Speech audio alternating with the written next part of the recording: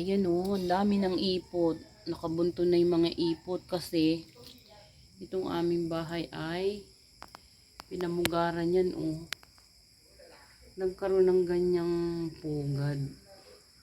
Yun daw ay ibong pagat-pat. Yung yung pugad niya kakaiba. Kakaiba o, kasi lupa. Parang hinulma ng mga ibon.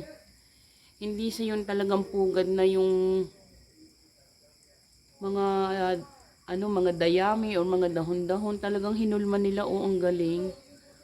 Ayan o, kaya ayan o, panay ipot. Dami-daming ipot, ang hirap linisin. Kaya pagdating ko, ito agad ang ginawa ko, nilinis ko agad itong aming terrace. Kasi tuwan-tuwa yung mga manok. Dito sila manok, ibon. 2 weeks lang naman itong hindi nauwian, pero ayan o, napakadumi na uli. Kaya kahit gabi, linis muna. Ito muna ang aking inuna. Yung loob ng bahay namin hindi pa masyadong madumi. Ayan. Linis-linis muna. Bukas ako pupunta sa aking mga alagang baboy. Kasi ako ay magbibenta.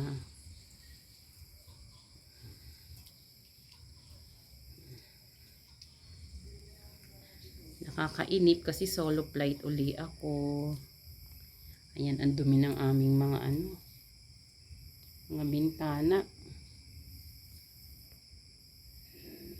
10 days lang hindi na uwian, pero ang dumi na agad. Ayan. Ayan. Madilim. Bukas makikita natin yung yung itsura niya. Pero hindi pa siya masyadong madamo. 10 days pa lang naman simula nang umuwi ako dito eh.